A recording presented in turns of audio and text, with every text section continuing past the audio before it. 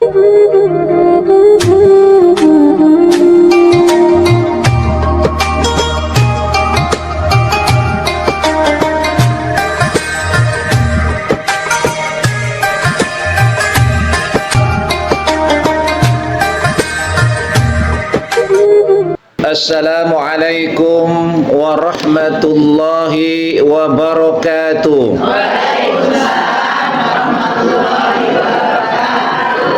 Bismillahi alhamdulillah wassalatu wassalamu ala rasulillah Sayyidina Muhammad ibni Abdillah wa ala alihi wa ashabihi wa mawala la hawla wa la quwwata illa billah. Rabbi shrah li sadri wa yassir li amri wahlul 'uqdatam min lisani yafqahu qawli. Ibu-ibu yang cantik-cantik, ibu-ibu yang solehah, ibu-ibu yang jadi teladan untuk anak-anaknya. Sehat? Jadi sekarang sudah tanggal berapa? 12 Sya'ban. Bulan Sya'ban ini adalah bulan yang dari namanya saja kita bisa melihat betapa hebatnya bulan Sya'ban. Sya'ban itu ada 5 kata, 5 huruf di dalamnya. Sya', Ain, terus Ba, Alif, dan Nun. Sya'ban. Sya'ban itu namanya dengan Sya', berarti syarafa, syarif, syarfun. Syarif artinya adalah bulan yang mulia. Jadi kalau ada orang namanya Pak Syarif, berarti orangnya mulia. Ya, Pak Syarif itu bagus namanya. Kemudian Ain, Uwun, paling tinggi. Tinggi di situ ada kemuliaan, ada derajat dari Allah Subhanahu wa taala. Kemudian Ba-nya birrun, kebaikan. Kemudian alifnya ulfah. Ada yang namanya ulfah di sini? Ulfah itu kasih sayang. Makanya kalau ibu namanya ulfah harus lembut dan kasih sayang. Jangan ulfah bibirnya masya Allah, akhlaknya innalillah. Malu sama nama. Namanya ulfah berarti orang perempuan yang penuh dengan kasih sayang. Ya Bu, mudah-mudahan nih. Ya nggak apa-apa kalau cerewetnya dalam hal kebaikan mah, tapi kalau cerewetnya kebangetan itu cepet-cepet astagfirullah. Jadi Bu, orang tua kita ngasih nama itu doa. Makanya ibu kalau ngasih nama sama anak harus cakep, harus cakep berupa doa. Jangan ngasih nama si Otong, si Bedu, apalagi si Jahlun, si Bahlun, naudzubillah. Saya nggak nyebut itu, tergibah lagi. Jadi ngasih nama ulfah itu bagus, salah satunya adalah sifat yang penuh kasih sayang. Kemudian nunnya nurun, cahaya. Nah itu digambarkan dengan 5 huruf tadi, menggambarkan bahwa bulan Sya'ban itu adalah bulan yang bercahaya, yang di dalamnya penuh dengan kemuliaan, kebaikan, dan mencapai manusia apabila memanfaatkannya mencapai derajat yang tinggi di sisi Allah Subhanahu wa taala. Ya Bu.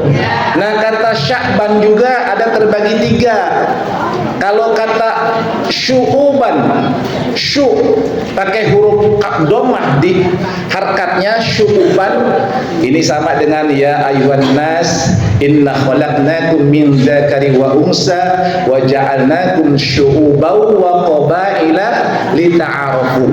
Itu tuh samaannya. Syu'ub artinya bersuku-suku, bercabang-cabang. Artinya kok bulan Sya'ban bercabang-cabang, banyak cabang-cabang kebaikan, amal-amal soleh di bulan Sya'ban itu pahalanya luar biasa.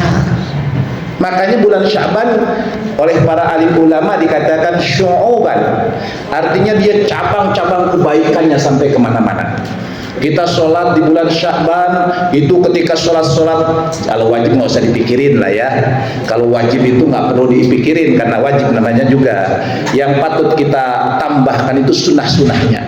Sholat sunnah, sholat qiyamul lail yang kita lakukan itu pahalanya luar biasa. Bahkan nanti nih di malam nisfu Sya'ban adalah salah satu amaliyah sholat yang pahalanya luar biasa adalah sholat nisfu Sya'ban. Insyaallah nisfu Sya'ban malam Jumat ya Bu. Insyaallah. Walau alam Al-Qur'an adain apa enggak nih? Ya mudah-mudahan ngadain lah. Kalau enggak ngadain kita ngadain sendiri. Ya boleh munfarid, boleh berjamaah. Tapi kalau berjamaah kan syiarnya. Ya namanya doa bareng-bareng kan lebih ya Bu. Kalau ibu demo sendirian kira-kira didengar nggak? Kalau demonya 1000 orang didengar nggak? Dengar. Kalau doa sendiri itu ya biasanya kita minta sama Pak Prabowo, tolong nih majelis taklim, Ibu Ustazah yang gaji UMR, nggak bakal didengar. Tapi kalau se-Indonesia, se-majelis taklim se-Indonesia datang ke Pak Prabowo, insya Allah didengar tuh. Ya, nah kita pun doa begitu, doa minta bersama-sama kepada Allah tentu dengan khusyuk. Nah itu yang kedua, makna daripada Sya'ban dari kata syi'ban. Syi'ban itu artinya adalah perjalanan di sebuah gunung yang indah. Bu, ibu kalau hari Sabtu Minggu suka ke jalan-jalan ke tempat-tempat indah kan ya Bu? Ke Pilak, ke Puncak. Nah itu namanya syi'ban atau syi'bun. Yakni perjalanan menelusuri gunung yang merupakan perjalanan yang penuh dengan indah, udara seger, pemandangan hijau. Nah di bulan Sya'ban begitu, perjalanan yang menempuh dengan kebaikan-kebaikan. Makanya di bulan Sya'ban ini perbanyak kita melakukan hal-hal yang merupakan kebaikan. Tuh, tadi syu'ban, syu'bun, syi'ban atau syi'bun. Nah, yang sekarang adalah Sya'ban. Sya'ban artinya penambal. Ya, Bu. Nah, di bulan Sya'ban ini Allah menambal. Menambal apa? Ingat, di bulan Sya'ban ini adalah bulan di mana catatan amal kita dinaikkan ke langit. Di bulan Sya'ban nanti pas malam nisfu Sya'ban, dan kita memohon kepada Allah agar ditambal. Apa yang ditambal? Sesuai dengan doanya. Ya Allah, jika Engkau catat bahwa amal-amal yang saya lakukan di dalam Lauhil Mahfuz itu syaqiyah, artinya buruk dan celaka, famhu minni, maka hapuslah. Itu doanya begitu tuh. Kira-kira kalau orang minta dihapus itu minta ini nggak ditambal nggak? Minta ditambahkan nggak? Minta nggak? Ibu misalnya sama anak nih, maaf, anak mau ke SMP favorit. Nah kekurangan lah sedikit-sedikit. Kira-kira ibu bilangnya apa? Pak Guru minta dispensasi agar anak saya diluluskan atau diskon. Ibu membeli barang, apalagi kan barang-barang ini pengennya didiskon. Nah itulah yang disebut tadi. Kita berharap bahwa ketika kita ditetapkan dalam Lauhil Mahfuz, dalam catatan amal-amal kita nantinya akan dibuka nanti, itu adalah syaqiyah, buruk bagi kita, maka mohon kita kepada Allah agar dihapuskan kesalahan itu. Kemudian apa? Allahumma tsabbitni. Ya Allah, tetapkanlah bagi aku apa? Fi ummil kitabi sa'idan, kebahagiaan. Ya, wa muwaffaqan lil khairi, dan kita selalu menepati pada hal-hal yang merupakan kebaikan. Dari nisfu Sya'ban begitu. Ya, intinya kita minta agar Allah Subhanahu wa taala ketika catatan amal kita naik ke langit, maka apabila dalam catatan amal kita itu ada hal yang ditetapkan sebagai sesuatu yang buruk, maka mohon kepada Allah dihapuskan. Itu maknanya Sya'ban. Ya Bu, makanya nanti doa. Pak Ustaz, saya nggak hafal nih bahasa Arabnya, pakai bahasa Indonesia aja. Nanti setelah kita qiyamul lail, bagaimana Pak Ustaz sholatnya? Apakah sholat ba'da maghrib saja? Apa sholat setelah qiyamul lail saya? Boleh nggak sholat lagi, sholat Sya'ban lagi? Boleh. Tapi kalau kita kan biasa sholat pada sholat maghrib ya, pada sholat maghrib selesai sholat kemudian ada yang masing-masing tuh sholatnya, ada yang berjamaah. Saya maunya sendiri-sendiri saja, boleh, nggak apa-apa. Saya mau berjamaah, boleh. Kalau di kita ini kan di Al-Qur'an kan sendiri-sendiri sholatnya tuh, ya kan. Tapi di beberapa wilayah termasuk di pesantren saya itu biasa berjamaah, kita berjamaah 2 rakaat syahadat, kemudian baru dipimpin baca Yasin. Ya, baca Yasin 3 kali. Yasin yang pertama kita mohon agar dipanjangkan umur dalam taat kepada Allah. Yang kedua agar dijaga, diberikan rezeki yang halal dalam rangka berjihad di jalan Allah. Yang ketiga kita minta agar diberikan limpahan kasih sayang sehingga wafat kita dalam keadaan husnul khatimah. Nah itu yang kita mintakan dalam bacaan Yasin kita. Tapi Pak Ustaz boleh nggak saya nambah lagi nanti pada sholat isya saya tidur dulu, sholat tahajud saya qiyamul lail. Hebat. Ya, doanya bagaimana? Doa apa? Sholatnya niat nisfu Syaban lagi? Nggak usah, karena Nabi sendiri mengatakan boleh, mutlak kalimatnya. Bau usolli sunatan di nisfi Syaban rakaatain Allahu Akbar, misalnya doanya begitu, niatnya boleh. Tapi kalau udah sholat ya nggak usah nisfu Syaban lagi sholatnya, sholat biasa aja qiyamul lail. Sholat ya kita kalau biasa kan witir ya, atau tahajud lah biasanya. Niat sholat tahajud baru kita doa. Intinya apa? Ada 5 malam yang Allah tidak akan menolak seorang hamba berdoa. Ya, yang pertama awal bulan Rajab, dan lewat kemarin tuh. Ya, awal malam pertama bulan Rajab itu mustajab, dan Allah mengatakan nggak bakal nolak. Doa apa-apa dimakbul. Lalu pertanyaan, Pak Ustaz kemarin saya udah doa, kok nggak dimakbul juga? Ya, itu ada sababnya. Ada caranya Allah memakbul doa. Ada yang langsung kontan, ada yang digantikan dengan hal-hal yang lain. Yang tadinya kita celaka gara-gara kita doa, alhamdulillah jadi selamat. Atau nanti di akhirat nanti menjadi tabungan pahala bagi kita. Itu caranya Allah memakbul. Jadi jangan berpikir bahwa doa-doa yang dipanjatkan oleh kita ini nggak pernah diijabah oleh Allah. Caranya Allah mengijabah itu, kalau dalam pikiran kita kan pengennya minta langsung, ya kayak siapa? Ya, simsalabim diteprok jadi apa? Pak siapa tuh? Pak Tarno sakit ya, tapi alhamdulillah kemarin diobati oleh ahli lah, ya rekomendasi Pak Deddy Mulyadi itu, ya alhamdulillah beliau sekarang sudah mulai membaik. Ya, sekarang katanya udah balik ke istri pertama lagi ya. Wallahu a'lam itu. Ya, jangan pernah berpikir kita doa itu akan selalu diijabah, Bu. Sekarang tanya, Bu, Ibu pernah nggak doa minta tiba-tiba langsung besoknya ada? Ada nggak yang begitu? Nggak ada kan? Nggak ada. Nabi sendiri aja berdoa kadang-kadang nggak langsung diijabah. Nabi kita Nabi Muhammad SAW ketika berdoa tidak selalu diijabah oleh Allah. Mana buktinya?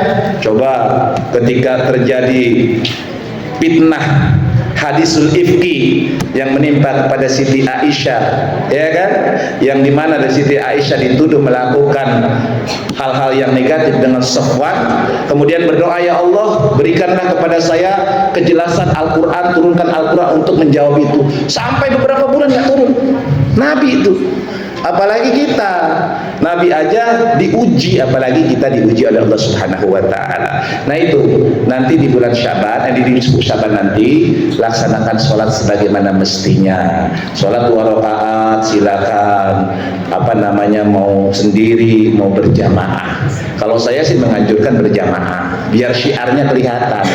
Ya, syiarnya kelihatan. Udah gitu kan ada nilai. Kalau sendiri-sendiri kan kelihatannya kurang kompak. Pak Ustadz, memang sholat sunnah ada dalilnya, sholat nisfu Sya'ban gitu kan. Orang kadang-kadang bid'ah. Ya Allah, sholat itu di dalam keyakinan itu ada banyak jenisnya. Kalaupun tidak termasuk sholat, anggap saja sholat nisfu Sya'ban itu adalah sholat mutlak, sholat sunnah mutlak. Boleh, gak ada apa-apa. Rasulullah tidak selalu harus mencontohkan seperti apa formulasinya. Bahkan sholat-sholat itu diberikan kebebasan kita untuk memilih. Dan ingat, sholat itu kalau seandainya tidak ada Isra Mi'raj, tidak ada Nabi Musa alaihissalam, 50 waktu wajibnya oleh kita. Bukan 50 rakaat, 50 waktu. Bayangkan, kalau 50 waktu kita nggak kerja-kerja kan, nggak makan-makan. Tapi alhamdulillah kan menjadi kemudian hanya 5 waktu yang dibebankan kepada kita. Artinya tetap Rasulullah walaupun tidak 50 waktu, tapi beliau sholatnya menyetarai 50 waktu.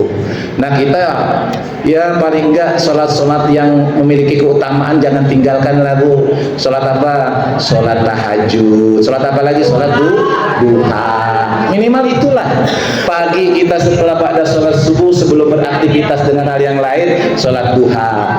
Kalau nggak sanggup 4, 6 ya 2 rakaat lah. Nah kalau kita nanti malam sempet nggak sanggup 2 rakaat, ya 4 sampai 11 rakaat, itu lebih hebat lagi. Ya nanti kita akan dilatih tuh di bulan Ramadan. Ya bulan Ramadan itu bulan pelatihan kita. Tarawihnya jangan balap kuda. Kadang-kadang di kita ini pengennya itu serba ekspres. Ya kalau ada masjid yang menyelenggarakan sholat tarawihnya kepanjangan, jamaahnya kabur, kepanjangan, imamnya kepanjangan, masya Allah. Jangan begitu berpikir. Di problem di kita, di masyarakat khususnya jamaah Al-Furqan itu, selalu ketika imam membaca ayat-ayat yang nggak masyhur di kupingnya itu dianggap kepanjangan.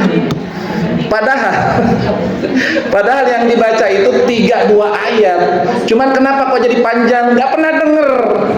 Kalau orang nggak pernah denger itu asing. Maka bahasa saya itu tak kenal makanya tak sayang makanya tak cinta. Karena kita nggak kenal dengan ayat-ayat Al-Quran yang nggak pernah dibaca, akhirnya asing. Padahal kalau kita resapi, masya Allah, Bu, Al-Quran ada berapa ayat, Bu? Ada berapa ayat? Yang aman 6.666. Ya, yang aman lah, yang umum gitu. Itu dengan Bismillah dicatat di dalamnya. Yang enggak dengan Bismillah 6.326 misalnya, yang enggak dicantumkan Bismillah di dalamnya. Nah kita kembali. Jadi Sya'ban sesuai dengan namanya artinya bahwa di dalamnya ada penambalan terhadap hal-hal yang kurang. Nah mudah-mudahan nanti terutama di nisfu Sya'ban bahwa kekurangan kita ditambah oleh Allah Subhanahu wa taala. Jadi ini ya Bu, yang kedua yang tidak ditolak doa kita oleh Allah Subhanahu wa taala malamnya itu adalah malam nisfu Sya'ban. Yang ketiga adalah malam Jumat. Sunnah Rasul, jangan lupa Bu. Ya, malam Jumat itu mustajab. Makanya kalau maaf ya, ini kadang-kadang sudah mulai hilang di tradisi kita yang luar biasa yang diajarkan ulama. Kalau dulu Bu di kampung kita, di kampung saya, malam Jumat itu masjid yasinan semua, musola penuh dengan yasinan, rumah-rumah yasinan semua. Saya sangat ingin gitu mengenang masa lalu seperti itu. Jadi mereka malam Jumat itu benar-benar dijadikan malam yang mustajab. Kalau kita sekarang malam Jumat kadang-kadang masih melototin TV aja tuh, ya kan? Dari sholat maghrib di rumah misalnya, setelah maghrib larinya ke TV, takut ketinggalan itu kemana tuh sinetronnya. Nah itu sekarang mah kita. Oleh karenanya Bu, kalau bisa setiap malam itu kalau habis maghrib matiin TV, azan matiin TV, anak kita nggak boleh nonton TV, jangan nonton TV dulu, selesaikan nanti sampai sholat isya. Kalau sholat isya selesai baru bolehlah nonton berita-berita begitu. Jangan dibiasakan maghrib masih saja manteng di TV. Itu nanti anak kita itu kan mencontoh kita. Anak itu sekarang kenapa begitu? Ya karena kitanya begitu. Jadi hati-hati Bu, anak itu cerminan kita. Jadi kalau kita ingin melihat kita dulu kecil seperti apa, lihat anak kita. Anak kita begini, oh pantesan saya juga begitu dulu. Makanya hati-hati. Yang ketiga, yang keempat, malam Idul Fitri dan malam Idul Adha. Nah, manfaatkan Bu. Kita sekarang menghadapi malam nisfu Sya'ban. Apa yang diminta di malam nisfu Sya'ban? Minta apa aja Bu? Di sini ada yang pengen kaya nggak? Ada, minta Bu. Malam nisfu Sya'ban nanti minta. Di sini ada nggak yang merasa tidak pernah berdosa? Ada nggak? Saya Pak Ustadz nggak pernah berdosa, ada nggak? Cong, angkut tangan. Ya nggak pernah berdosa. Nah kita nanti di malam nisfu Sya'ban minta kepada Allah, ya Allah, saya dosa banyak banget nih Allah, terutama kalau laki saya nih. Ke laki saya banyak dosa ya Allah. Segera minta ampunan kepada Allah Subhanahu wa taala, dan jangan lupa minta halal sama suami. Ini dari kemarin-kemarin saya bilang sudah nggak minta halal sama suami? Kalau mau tidur sudah nggak? Ini cerita, masya Allah. Ini bisa sebagai gambaran. Kemarin saya ngisi di acara keluarganya Pak Haji Haris. ya kan? Itu ada kakak ipar beliau namanya Pak Haji Tatang. Itu sama istrinya tidak pernah mengucapkan sayang sama istrinya, tapi dia selalu memperlakukan istrinya lembut, tapi untuk mengucapkan sayang itu nggak bisa. Akhirnya kemarin saya paksa untuk mengucapkan sayang, disaksikan oleh keluarganya. Nangis Bu dua-duanya, Pak Haji dan Bu Haji nangis. Jadi Pak Haji Tatang itu mengucapkan, Mama, saya sayang sama Mama, terima kasih sudah menemani saya sepanjang hayat ini. Nangis, saya sampai keluar air mata juga gitu ngelihat. Umurnya udah 71 tahun Bu. Nih, kadang-kadang orang tua itu malu untuk mengucapin sayang, ya. Ada yang begitu nggak? Ada yang begitu. Jangan malu mengucapin sayang sama pasangan, karena terkadang sayang itu bukan hanya cukup dalam hati, tapi harus juga diungkapkan dengan lisan kita. Nah Bu, nanti kalau perlu nanti malam ketika suami pulang, mau tidur, deketin suami, ya. Kalau perlu Bu, berwudu dulu, cantikin dulu tuh muka, wangiin tuh badan, deketin suami, senyum yang merekah, penuh dengan rasa cinta dan sayang, ucapkan, suamiku sayang, mohon dihalalkan. Bisa nggak Bu? Bisa nggak? Kenapa enggak?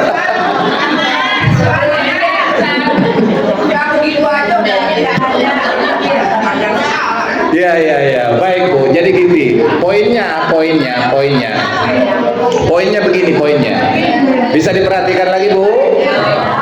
Intinya begini sebenarnya, kalimat menyampaikan terserah ibu yang paling paham cara mengungkapkannya.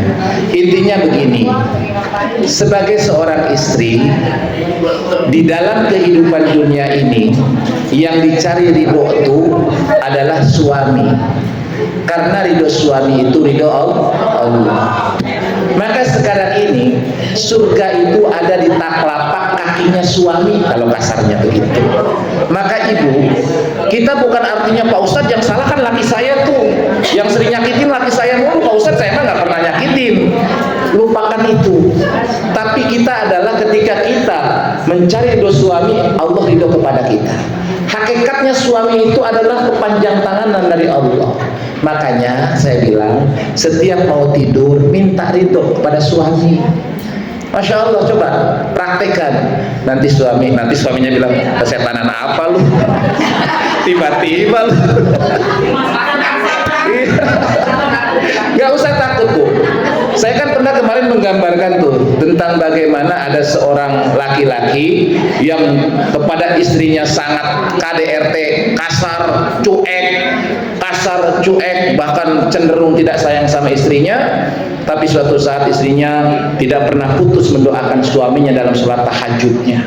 Tahajud terus sampai satu waktu suaminya pulang ke rumah, tidur di sampingnya, dan dia sholat malam 2/3 malam bertahajud, dan diucapkan doanya. Makanya doa itu kencengin Bu. Doa itu jangan dalam hati. Kalau ada suami kita di samping, agak keras dikit doanya. Iya benar. Jangan nanti suami nggak denger. Ya jangan keras-keras juga.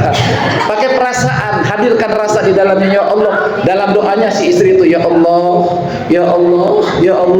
kami ingin agar rumah tangga saya menjadi yang mahal, yang sakinah mawaddah. Ya Allah, ya Allah, suami saya berikan kemampuan, kesanggupan untuk menjadi imam yang baik bagi keluarga saya, ya Allah. Dan ya Allah, mudah-mudahan mendapat hidayah. Berbagai macam doa dipanjatkan. Didengar sama suaminya, hidayah datang. Suaminya yang maaf kasar, yang tadinya dia cuek sama istrinya, berubah 180 derajat menjadi suami yang baik. Iya Bu. Hidayah jangan macam-macam Bu. Ibu ingat kisahnya Umar bin Khattab? Iya, Sayyidina Umar bin Khattab masuk Islamnya gara-gara apa? Gara-gara mendengar bacaan Al-Quran yang dibaca oleh adiknya Fatimah. Bayangin, Jadi jangan main-main dengan ucapan yang doa ibu panjatkan. Pak Ustadz, suami saya moro-moro.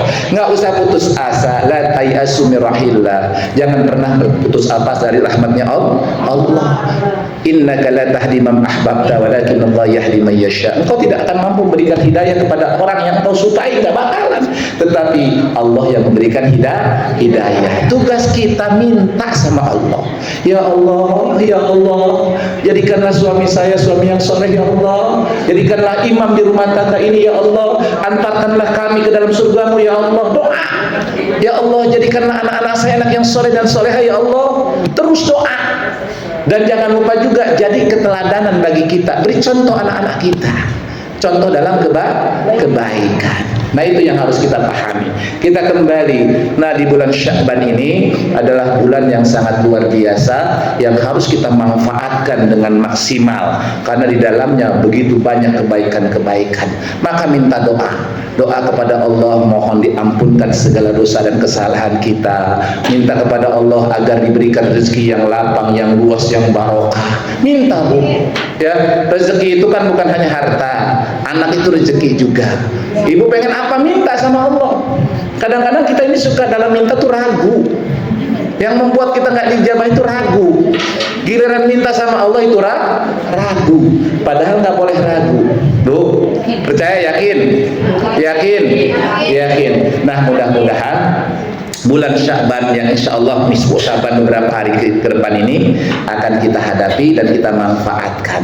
Mudah-mudahan di bulan Sya'ban ini adalah bulan Allahumma barik lana fi Rajab wa Sya'ban wa balighna Ramadan. Doa kita tuh jauh-jauh hari dari bulan Rajab, kita mohon kepada Allah di bulan Rajab, di bulan Sya'ban ini mendapatkan keberkahan. Apa itu keberkahan? Berkah adalah ziyadatul khair. Jadi kalau orang ditanya berkah itu apa? Ziyadatul khair, bertambahnya kebaikan. Apa kebaikan itu? Manfaat. Ya, jadi orang yang namanya rezekinya berkah, berarti dengan rezeki itu akan bertambah kebaikan-kebaikannya. Untuk apa? Amal bagi dirinya, amal untuk orang lain. Maka di bulan Rajab kemarin kita perbanyak puasa. Ingat Rajab itu bulannya siapa? Bulannya Allah. Sya'ban bulannya Rasulullah. Maka kenapa disebut bulan Rasulullah? Ada ayat Al-Quran yang turun di bulan Sya'ban ini, surat 33 ayat 56. Coba dicek. Surat 33 ayat 56. Surat apa tuh? Surat Al-Ahzab ayat 56. So, innallaha wa malaikatahu yusalluna 'alan nabi ya ayyuhalladzina amanu sallu 'alaihi wa sallimu taslima. Allahumma salli ala sayyidina Muhammad wa ala ali sayyidina Muhammad. Nah ini ada kaitan dengan bulan Sya'ban tuh. Ya, di bulan Sya'ban ini salah satu keistimewaannya karena Allah menegaskan di dalam Al-Quran bahwa Allah menyampaikan atau bersolawat kepada Nabi Muhammad. Begitupun para malaikat dan seluruh manusia. Apa maksudnya Allah bersolawat? Yang dimaksud adalah adhamatu fil hurmah. Yang disebut salawatnya Allah adalah mengagungkan dengan memuliakan atau menghormati Nabi. Jadi makanya untuk menghormati Nabi Allah bersalawat. Lalu bagaimana malaikat bersalawat maksudnya apa? Yaitu abharu lil karamah, menampakkan tentang kemuliaan. Lalu apa itu salawatnya manusia? Salawatnya manusia adalah yang disebut dengan talabu asy-syafa'ah, mencari syafaat. Makanya kalau kita bersalawat kepada Nabi, hakikatnya kita minta syafaat. Makanya ibu bersalawat terus. Ya, syafaat Nabi ini luar biasa kita butuhkan, Bu. Walaupun sesungguhnya Nabi sudah memberikan syafaat kepada kita. Apa yang disebut dengan syafaat? Menggenapi, melengkapi, menambali. Jadi kalau ibu punya bajunya bolong, dijahit, itu namanya syafaat. Ya Bu. Nah Nabi itu memberikan syafaat kalau ada pokoknya. Kalau nggak ada pokoknya mah nggak mungkin memberi syafaat. Sekarang pertanyaan, bisa nggak Nabi memberikan syafaat kepada Abu Lahab? Bisa nggak? Kenapa nggak nggak bisa? Karena dia bukan muslim, dia nggak ada pokoknya, nggak ada pangkal yang harus ditambal. Makanya nggak bisa berikan syafaat kepada non muslim. Tetapi apakah Nabi bisa memberi syafaat kepada kaum muslimin seluruhnya? Bisa. Kenapa? Karena ada pokoknya. Dia adalah muslim. Kalau kita butuh syafaat ini begini, Bu. Ingat, Bu, saya kan kadang-kadang suka membagi manusia itu kepada dua bagian. Ada manusia itu ada kafir, ada muslim. Ya, Bu, kalau manusia itu ada kafir, ada muslim. Nah, di dalam muslim itu terbagi dua. Ada mukmin, ada munafik. Orang mukmin pasti langsung masuk surga dengan catatan amal solehnya lengkap. Tapi orang munafik pasti masuk surga tapi mampir di neraka untuk membersihkan dirinya. Begitu, Bu. Makanya kenapa di dalam ayat Al-Quran itu kenapa ada mizan, ada timbangan. Di yaumul kiamah nanti itu orang manusia ditimbang. Siapa yang ditimbang? Bukan orang kafir. Yang ditimbang tuh orang muslim. Apakah dia mukmin atau munafik? Kenapa Pak Ustadz orang kafir nggak ditimbang? Apa yang ditimbang? Orang nggak ada amalnya. Orang kafir ini udah langsung masuk neraka. Kata orang Madura begitu, dak remah kayak. Ya, masuk neraka orang kafir. Jadi nggak mungkin perlu ditimbang lagi. Tapi bagi kita yang orang-orang biasa nih, yang kadang-kadang bener, kadang-kadang kagak bener, kadang bibirnya cakep baca Al-Quran, nongkrong-nongkrong ngomongin tetangga, kadang-kadang maaf matanya kadang-kadang melototin Al-Quran, kadang-kadang melototin yang nggak bener. Maka disitulah perlunya mizan untuk menimbang apakah ini harus langsung masuk surga atau sementara dimasukkan ke dalam neraka. Tapi bagi muslim pasti masuk surga. Pertanyaannya, kapan dan surga apa? Karena surga itu ada yang surga biasa-biasa saja, ada al-a'raf yang ditinggikan. Ya kalau kita masuk surga biasa aja udah alhamdulillah ya. Yang penting nggak perlu dihisab masuk surga. Mau begitu, Bu? Oh, luar biasa. Kita mah dapat surga apa juga nggak apa-apa. Yang penting jangan dihisab langsung masuk surga. Enak kan? Karena kalau dihisab, Bu, ngantri, Bu. Ibu kalau antri kemarin LPG 3 kg itu panjang gara-gara si bahlil. Iya, panjang. Kita hisab tuh ingat, Bu, manusia sekarang aja udah mencapai 8 miliar, Bu. Di tahun 2025 manusia seluruh dunia itu yang tercatat 8 miliar. Coba bayangkan. Dari mulai Nabi Adam sampai akhir zaman dikumpulkan berapa jumlah itu manusia, dan semua harus melalui proses hisab yang tidak memiliki keistimewaan tentunya. Tapi kan ada misalnya orang yang mati syahid itu kan langsung kan masuk surga, ya begitu kan. Makanya saudara-saudara di Palestina itu sebenarnya kalau dari sisi akidah mereka beruntung dibandingkan kita.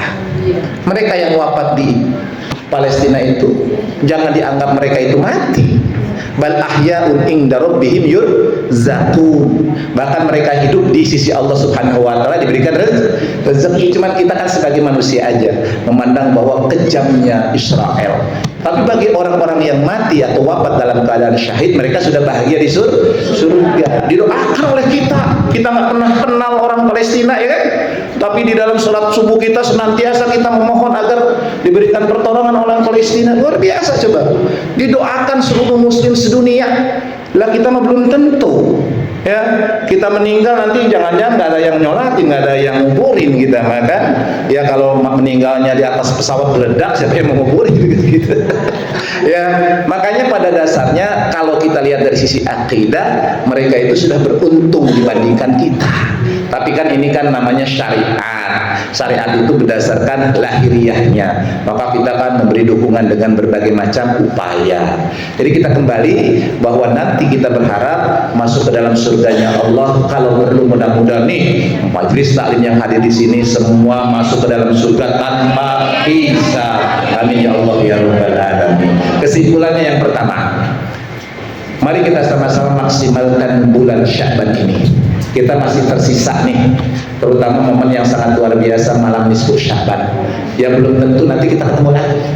Ya belum tentu umur kita nyampe di bulan Sya'ban yang akan datang. Nah, ini kesempatan malam mustajab yang Allah la yaruddu du'a, yang tidak akan menolak, doa-doa kita. Mustajabun man da'a, maka siapa yang berdoa maka mustajabun, akan diijabah oleh Allah Subhanahu wa taala. Maka manfaatkan malam nisfu Sya'ban. Dan juga jangan hanya sekedar sholatnya, ingat siangnya puasa. Itu amalan yang paling penting. Sholat malamnya, sholat jangan cuma maghrib 2 rakaat saja. Nanti malamnya kalau perlu tahajud tuh, tabung nanti puasa. Nah, jangan lupa kalau ada rezeki sedekah di dalamnya. 3 hal saja diamalkan. 3 perkara ini diamalkan dengan doa apapun yang dipanjatkan pada bulan malam nisfu Sya'ban itu, insya Allah Allah akan ijabah doa-doa ibu. Di sini ada yang doa minta apa? Ada yang minta doa yang belum diijabah, minta anak, ada nggak? Ada yang nggak punya anak? Ada yang nggak kaya? Ya banyak tuh. Ada beberapa orang yang masih sekarang kendala dengan keturunan. Pak Ustadz 10 tahun nggak punya anak, Pak Ustadz. Bagaimana caranya? Ya, nah itu doa. Mudah-mudahan nanti di malam nisfu Sya'ban minta kepada Allah Subhanahu wa taala dikasih keturunan. Jangan lupa sayang-sayangan sama pasangannya.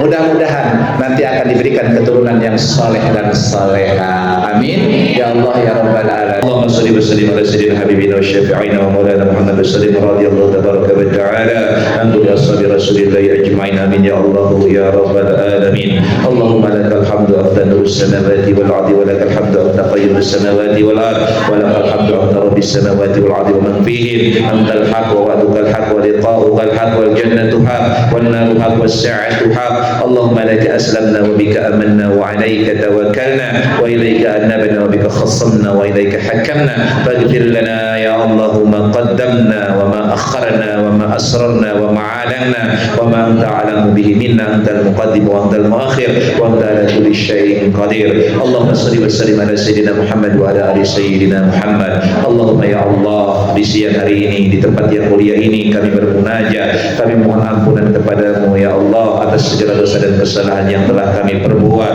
Ampunilah dosa kami, dosa kedua ibu bapak kami. Rahmatilah, sayangilah mereka sebagaimana mereka telah mendidik membimbing kami di waktu kecil. Ampunilah dosa-dosa kaum muslimin wal muslimat, mukminin wal mukminat, baik yang masih hidup maupun yang sudah wafat. Rabbana hab lana min azwajina wa dhurriyyatina qurrata a'yun waj'alna lil muttaqina imama. Ya Allah ya Rahman ya Rahim, limpahkanlah, karuniakanlah kepada kami, keluarga kami, jadikanlah kami menjadi keluarga-keluarga yang sakinah mawaddah warahmah. Jadikanlah kami sebagai seorang istri menjadi istri yang salehah. Jadikanlah suami kami menjadi suami yang saleh. Jadikanlah anak-anak kami menjadi anak-anak yang saleh dan salehah. Allahumma rzuqna rizqan halalan thayyiban wasi'an mubarakan wa anta khairur raziqin. Ya Allah, limpahkanlah, karuniakanlah kepada kami rezekimu yang halal, yang luas, yang lapang, yang barokah, yang mampu kami pergunakan di dalam rangka beribadah kepadamu ya Allah.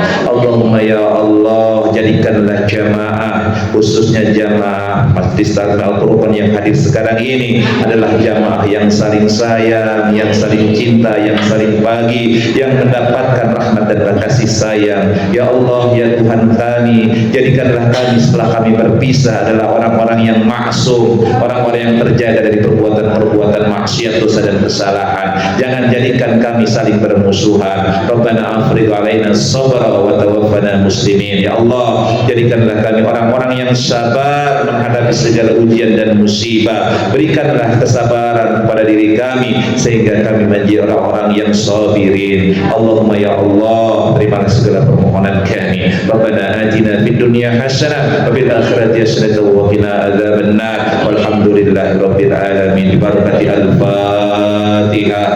A'udzu billahi minasy syaithanir rajim. Bismillahirrahmanirrahim. Alhamdulillahi rabbil alamin arrahmanir rahim maliki yaumiddin. Iyyaka na'budu wa iyyaka nasta'in. Ihdinas siratal mustaqim. Shiratal ladzina an'amta 'alaihim ghairil maghdubi 'alaihim waladdallin. Amin. Demikian kurang lebihnya saya mohon maaf. Usikum nafsi bittaqwallah. Assalamualaikum warahmatullahi wabarakatuh.